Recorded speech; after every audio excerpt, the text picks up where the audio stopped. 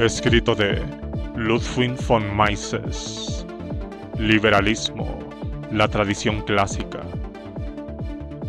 Introducción. 1. El liberalismo. Los filósofos, sociólogos y economistas del siglo XVIII y principios del XIX elaboraron un programa político que se convirtió, más o menos, en una orientación de política práctica primero en Inglaterra y en Estados Unidos, luego en el continente europeo y finalmente también en otras partes del mundo civilizado. Pero este programa nunca se llevó íntegramente a la práctica en ningún país y en ninguna época. Incluso en Inglaterra, que se reconoce como la patria del liberalismo y como modelo del país liberal, nunca se consiguió realizar todas las instancias de este ideario. Para no hablar del resto del mundo, donde solo se acogieron algunas partes del programa liberal, mientras que en otras, no menos importantes, se rechazaron a priori, o bien se acogieron por breve tiempo para luego ser abandonadas. En una palabra, podemos decir, aunque con cierta exageración, que el mundo atravesó por algún tiempo una era liberal, si bien el liberalismo no pudo nunca desplegar todas sus posibilidades.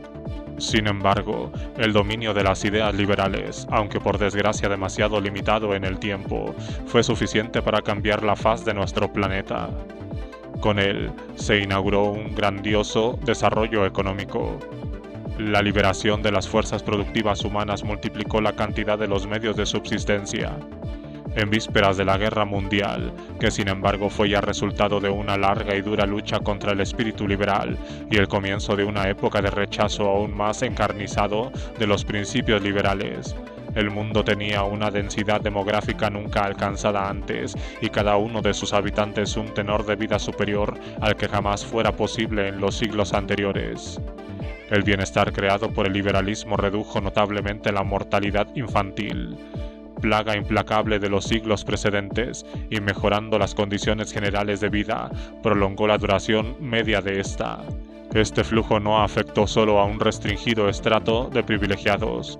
En vísperas de la Guerra Mundial, el tenor de vida del obrero de los estados industriales europeos, de los Estados Unidos de América y de los dominions de ultramar ingleses era superior al del aristócrata de años no muy lejanos. El obrero podía no solo comer y beber cuanto quería, sino también dar a sus hijos una educación mejor. Podía participar, si quería, en la vida cultural de la nación, y podía ascender a los estratos sociales superiores si poseía los requisitos y la fuerza suficientes para ello. Precisamente en los países más adelantados, en sentido liberal, la mayoría de quienes ocupaban la cima de la pirámide social estaban formada no por personas favorecidas desde su nacimiento por unos padres ricos y bien situados, sino por individuos que, partiendo de condiciones de estrechez económica, supieron hacerse camino con sus propias fuerzas y el favor de las circunstancias. Desaparecieron las viejas barreras que habían separado a amos y siervos. Solo existían ya ciudadanos con derechos iguales. A nadie se le rechazaba o perseguía por su pertenencia étnica, por sus convicciones o por su fe. En el plano interno había cesado las persecuciones políticas y religiosas, y en el plano internacional las guerras empezaban a ser cada vez más raras. Los optimistas presentían ya la era de la paz perpetua. Pero luego las cosas cambiaron. Desde el siglo XIX, el liberalismo fue objeto de una aguerrida oposición que al final consiguió anular gran parte de sus conquistas. Hoy el mundo no quiere ya saber nada de liberalismo. Fuera de Inglaterra, el término mismo de liberalismo se pronuncia incluso con desprecio. En la propia Inglaterra sigue habiendo liberales, pero muchos, acaso la mayoría, lo son de nombre. Digamos más bien que son socialistas moderados. El poder de gobierno está hoy en todas partes en manos de partidos antiliberales.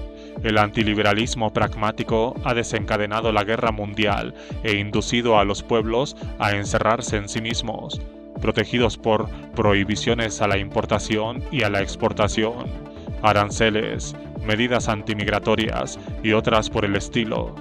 Dentro de los estados, ese antiliberalismo ha acometido una serie de experimentos socialistas, con el resultado de reducir la productividad del trabajo y aumentar la penuria y la miseria.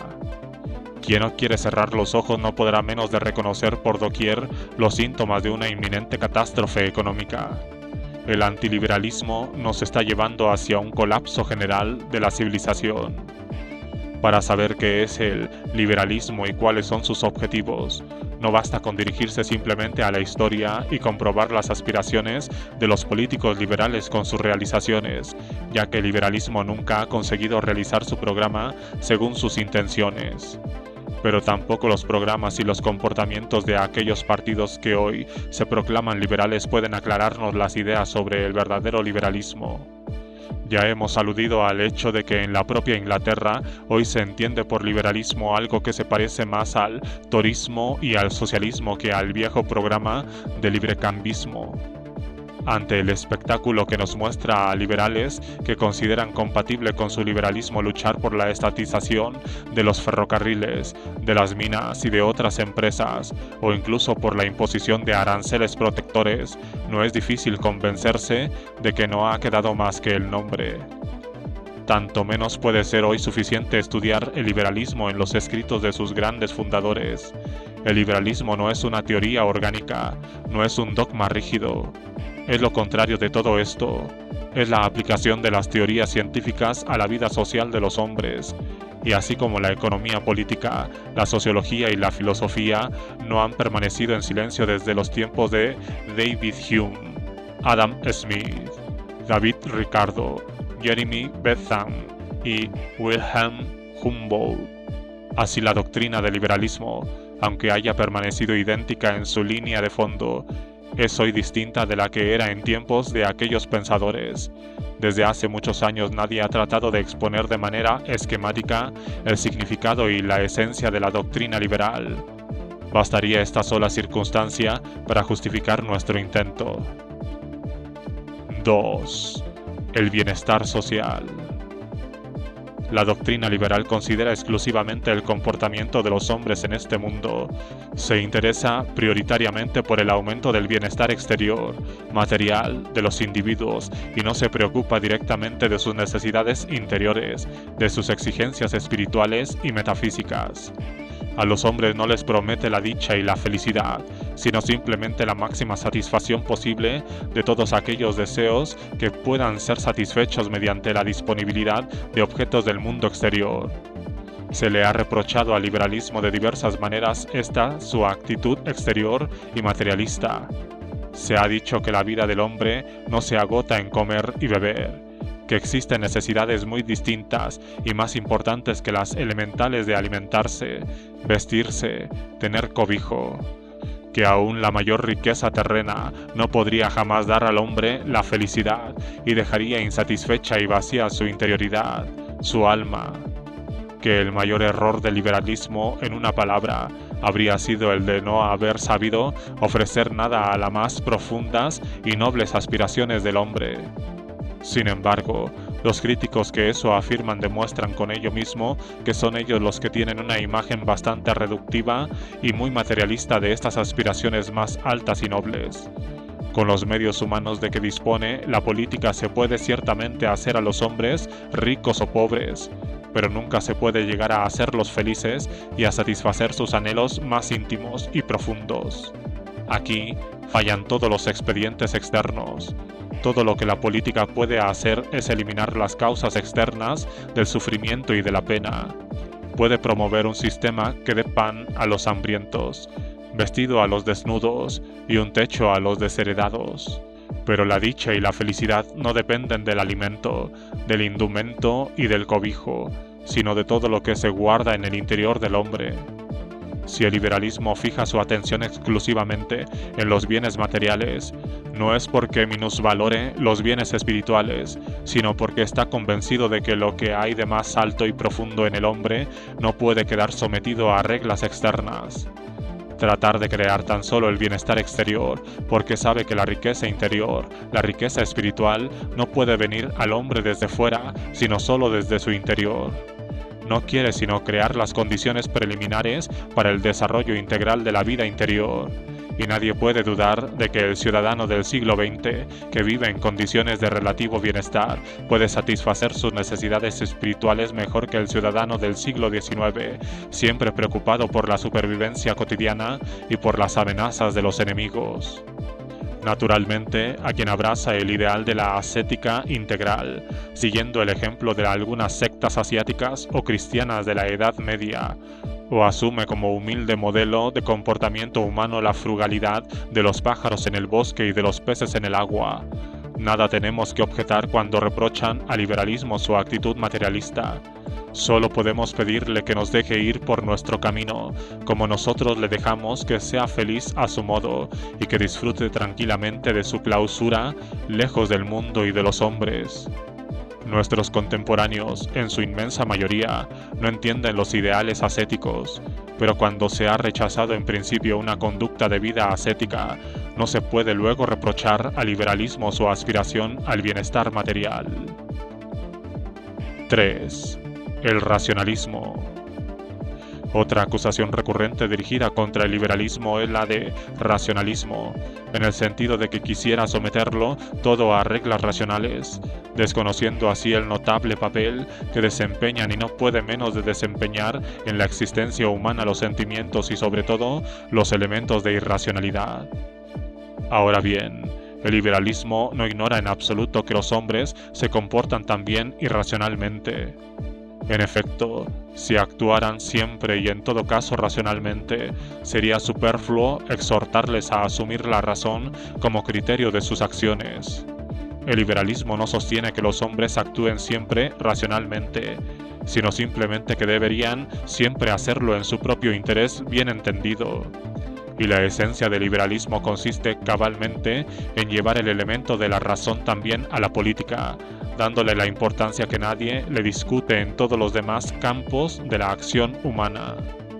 Si al médico que aconseja a su paciente unas reglas de vida racionales, es decir, higiénicas, éste respondería: sé perfectamente que sus consejos son racionales, pero mis sentimientos me impiden seguirlos y me vienen ganas de hacer todo lo que perjudica a mi salud, a pesar de saber que obro irracionalmente. Creo que sería difícil felicitarle por semejante persona. Cualquier cosa que hagamos para alcanzar un fin que nos hemos propuesto, trataremos de hacerlo racionalmente. Quien quiera atravesar las vías del tren no elegirá precisamente el momento en que éste pasa. Quien quiera coserse un botón evitará pincharse el dedo con la aguja. En cualquier campo de actividad, el hombre ha elaborado técnicas que le indican los procedimientos que debe seguir para no obrar irracionalmente. En una palabra, todos reconocen que conviene dominar las técnicas que pueden utilizarse en la vida, y cualquiera que se dedique a un campo cuyas técnicas no domina es considerado un aficionado.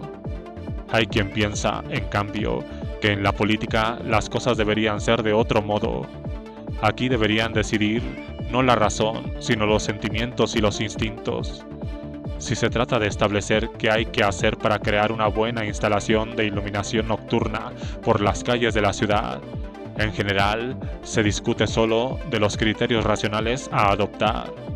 En cambio, apenas se llega en la discusión al punto en que hay que decidir si la iluminación debe ser gestionada por privados o por el Estado, la razón ya no vale, y lo que debe decidir es la pasión, la ideología, en una palabra, la irracionalidad. ¿Se puede saber por qué? Organizar la sociedad humana según un esquema lo más conforme posible a un fin es una cuestión totalmente prosaica y objetiva. No difiere de la construcción de una instalación para iluminar las calles o de la fabricación de telas o de muebles. Los asuntos de Estado y de gobierno son ciertamente más importantes que todas las demás cuestiones de que el hombre se ocupa a diario, porque la organización social constituye la base de todo lo demás, y la acción de cada individuo solo es posible y eficaz en una colectividad constituida funcionalmente. Pero, por más importantes que sean, no dejan de ser siempre obra del hombre y por tanto también deben ser juzgados según las reglas de la razón humana. Como en todas las demás cuestiones que atañen a nuestro obrar, también en las cuestiones políticas la mística no puede menos de causar daños. Nuestra capacidad de comprensión es bastante limitada. No podemos pretender desvelar los enigmas últimos y más profundos del universo, pero la circunstancia de que jamás podremos explicar definitivamente el sentido y el fin de nuestra existencia no nos impide tomar medidas para evitar las enfermedades contagiosas o vestirnos y alimentarnos adecuadamente, ni debe impedirnos dar a la sociedad una conformación que permita conseguir de la manera más racional los fines terrenales que nos proponemos. Tampoco el Estado y el ordenamiento jurídico, el gobierno y la administración son realidades tan sublimes, perfectas y exclusivas que no merezcan ser incluidas en la esfera de nuestro pensamiento racional. Los problemas de la política son problemas de técnica social, y su solución debe intentarse con el mismo método y con los mismos instrumentos de que disponemos cuando nos aplicamos a la solución de otras tareas de carácter técnico, es decir, con la reflexión racional y con el análisis de las condiciones objetivas.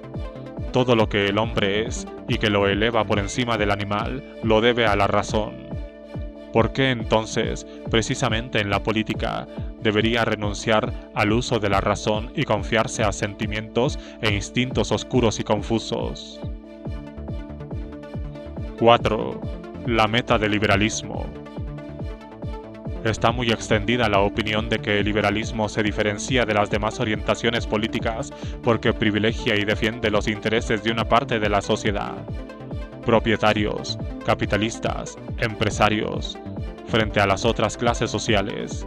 Pero se trata de un supuesto sin fundamento alguno.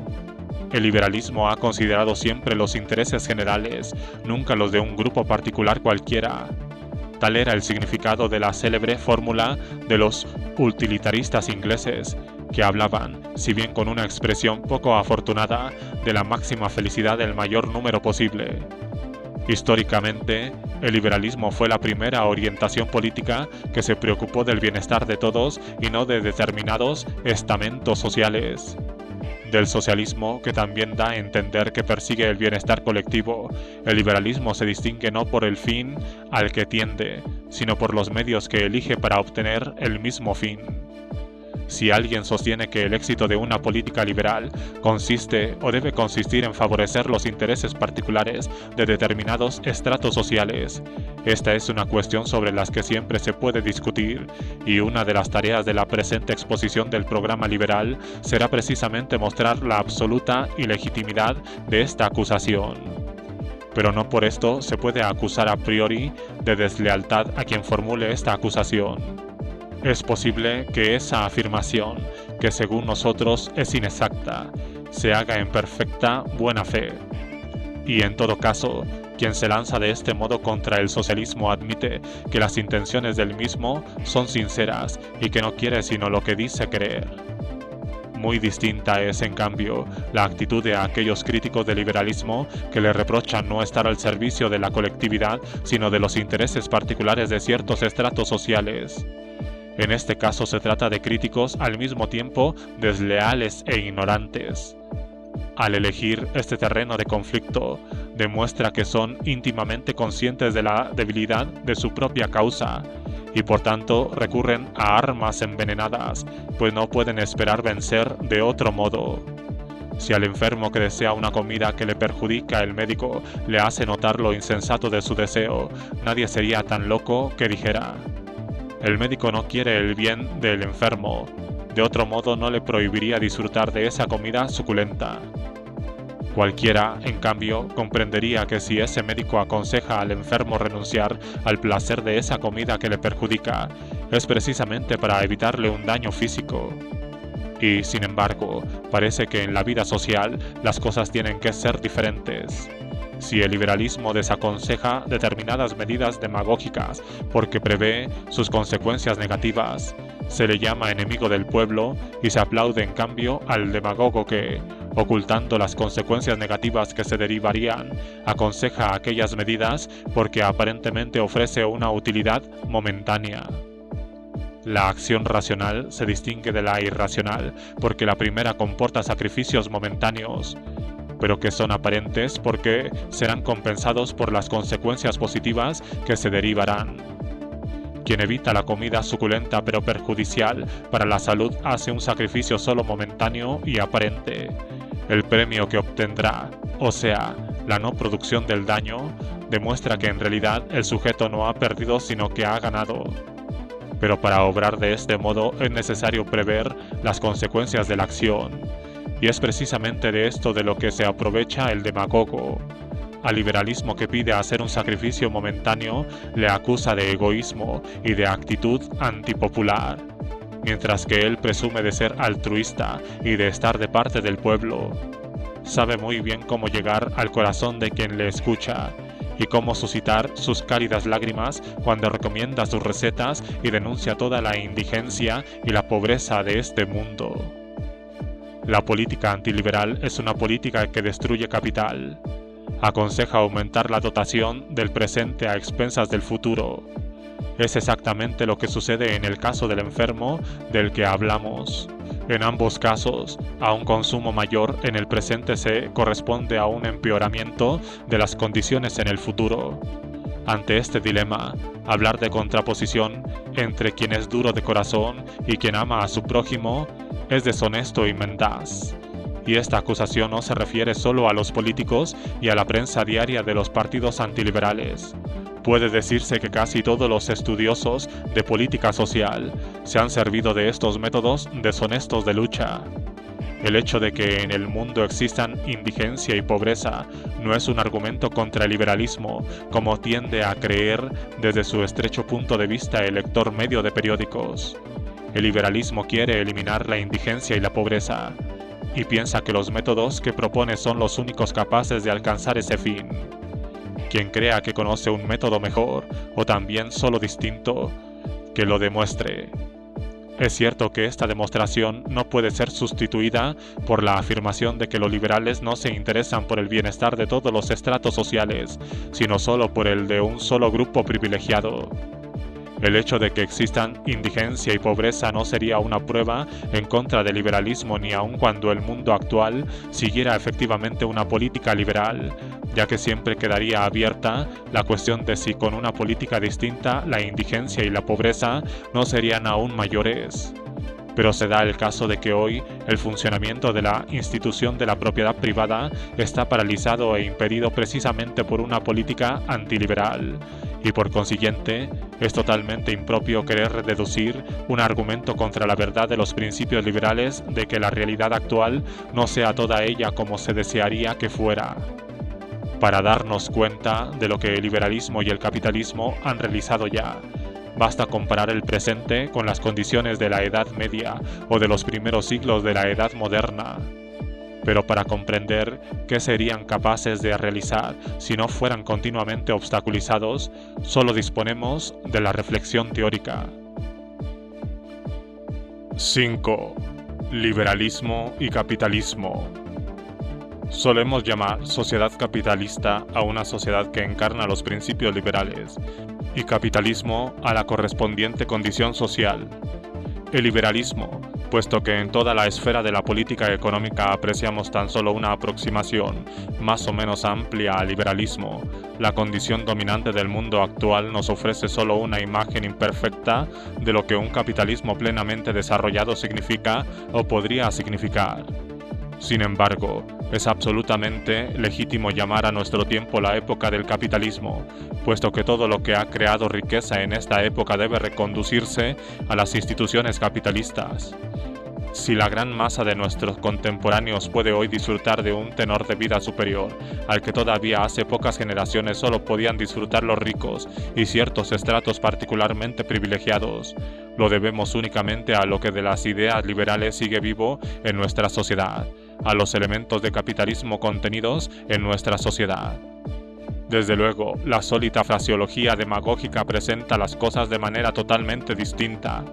Si le hiciéramos caso, nos inclinaríamos a pensar que todos los progresos de las técnicas de producción beneficiarían exclusivamente a una restringida esfera social, mientras que las masas se van empobreciendo progresivamente.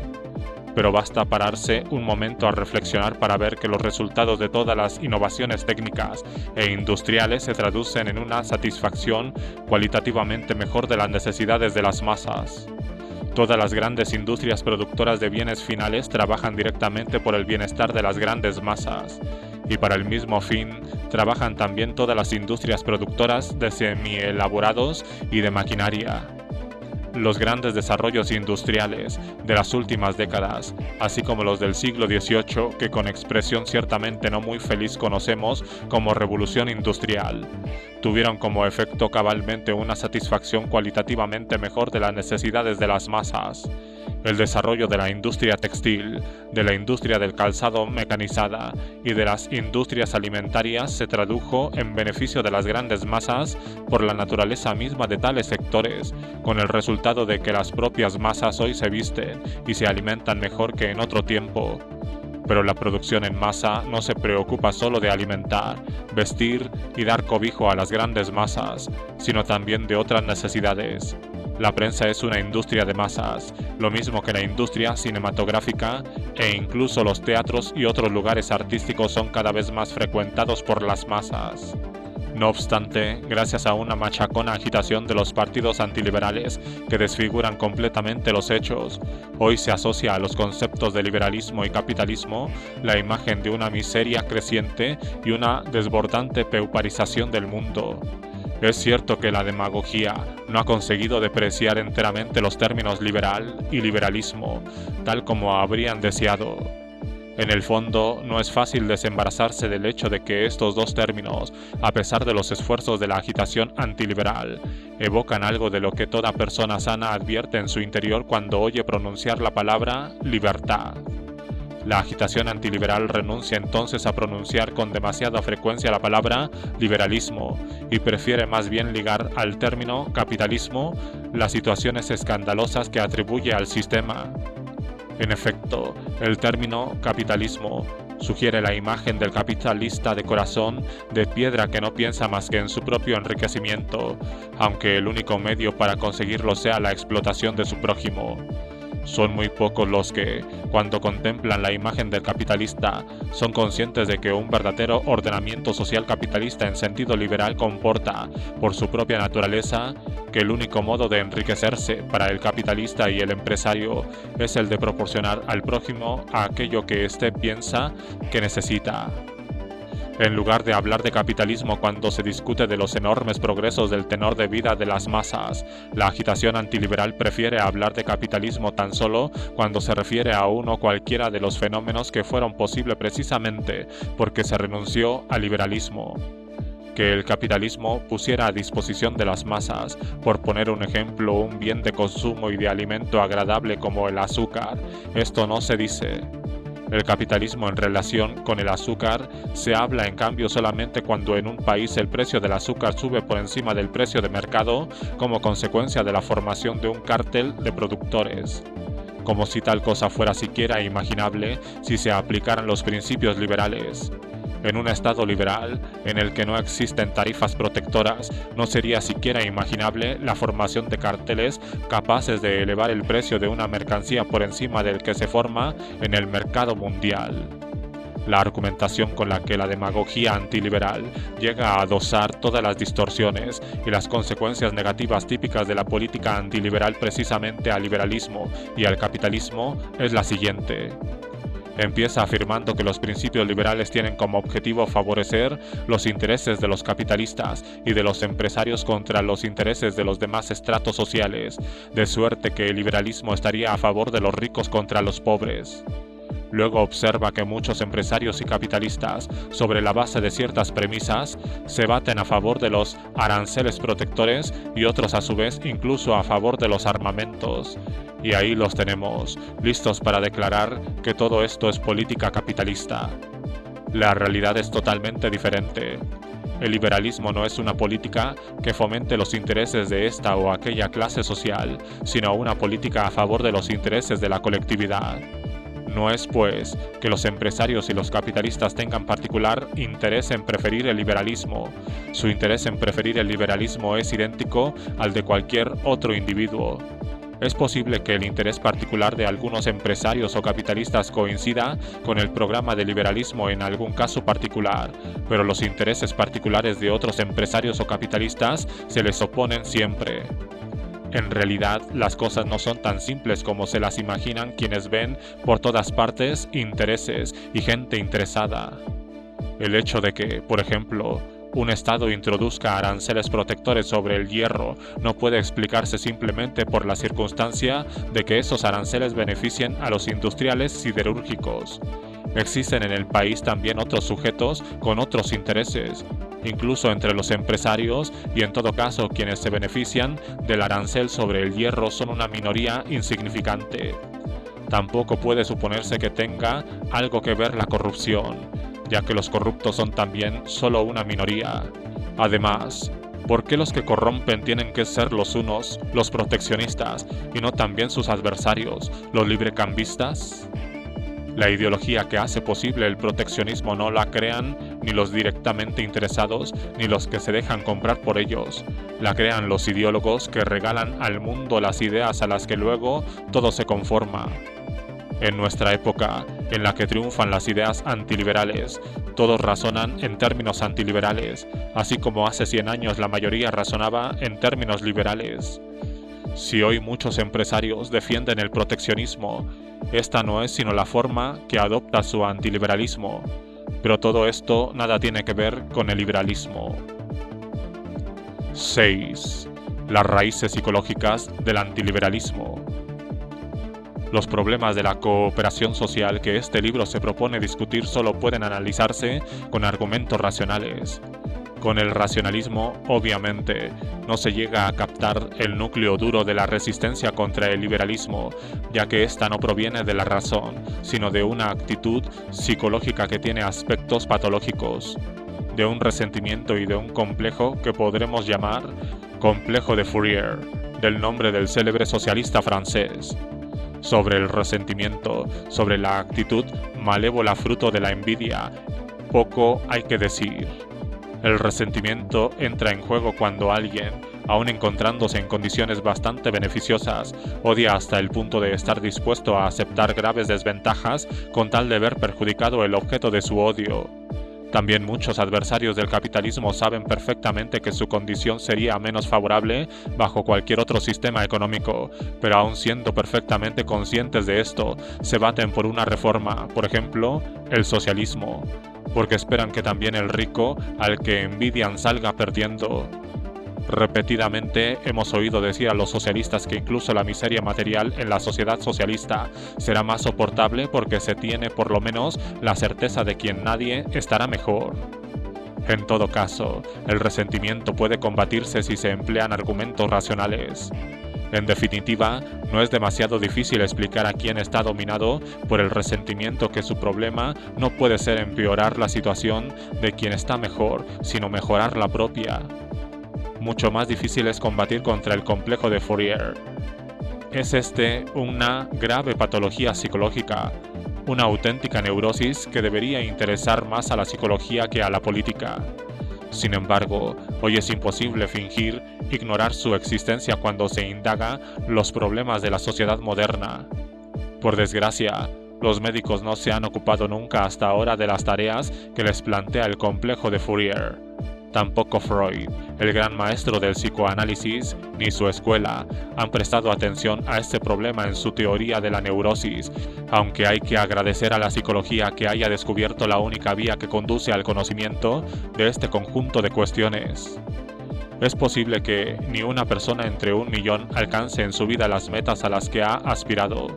El éxito, incluso para aquellos a quienes sonríe la fortuna, es siempre con mucho inferior a la realidad que los ambiciosos sueños cotidianos permitían esperar en la juventud.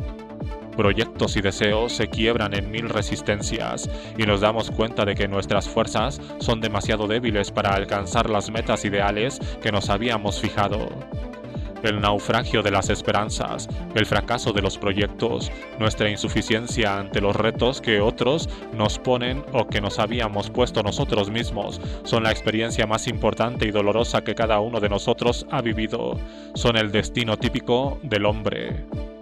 El hombre puede reaccionar a este destino de 2 modos. Uno es el que sugiere la sabia visión de la vida de Goethe. ¿Acaso crees que deba odiar la vida y refugiarme en el desierto solo porque no todos mis sueños en ciernes maduraron? Exclama su Prometeo. y Fausto comprende en el momento supremo que la clave última está en la sabiduría. La libertad, como la vida, solo se merece si se está obligado a conquistarla a diario. No hay destino terreno adverso que pueda vencer esta voluntad y este espíritu. Quien toma la vida como es y no se deja oprimir por ella, no tiene necesidad de consolarse con el autoengaño sistemático y buscar en él un refugio a la propia autoconciencia lacerada. Si el éxito esperado no se realiza, si los golpes del destino frustran de improviso todo cuanto se ha obtenido en años de fatiga, él multiplica sus esfuerzos. Al destino adverso sabe mirarle a la cara sin cesiones. El neurótico, en cambio, no puede soportar que la vida se le presente con su verdadero rostro. Para él la vida es demasiado burda, prosaica, grosera. Para hacerla soportable, no quiere, como hace la persona sana, seguir adelante resistiendo a cualquier violencia. Su debilidad se lo impediría, y entonces se refugia en una idea obsesiva. Según Freud, la idea obsesiva es eso que se desea, una especie de consolación, caracterizada por su resistencia a los ataques de la lógica y de la realidad. Por eso no basta explicarle al enfermo su insensatez con argumentos convincentes. Para curarse, el enfermo tiene que superarla por sí mismo. Debe aprender a comprender por qué no quiere soportar la verdad y busca refugio en sus obsesiones. Solo la teoría de la neurosis puede explicar el éxito que obtuvo el Fourierismo, producto demencial de un cerebro gravemente enfermo. No es este el lugar para demostrar la psicosis de Fourier mediante una cita puntual de los pasajes de sus escritos. Esto es algo que solo interesa a los psiquiatras o acaso a quienes se divierten leyendo las ocurrencias de una desenfrenada fantasía. Pero es importante observar que el marxismo, siempre que se ve obligado a abandonar el terreno de la palabrería dialéctica y de la ridiculización y difamación del adversario, y a hacer finalmente un razonamiento objetivo, no sabe presentar otra cosa que Fourier, la utopía. Tampoco el marxismo consigue construir el modelo de sociedad socialista sino recurriendo a dos temas ya adoptados por Fourier y que contradicen cualquier experiencia y lógica. Por una parte, la idea de que el substrato material de la producción, que existe por naturaleza y por tanto sin intervención del hombre, está disponible en medida tan abundante que no es necesario economizarlo, de donde la fe en un aumento prácticamente ilimitado de la producción.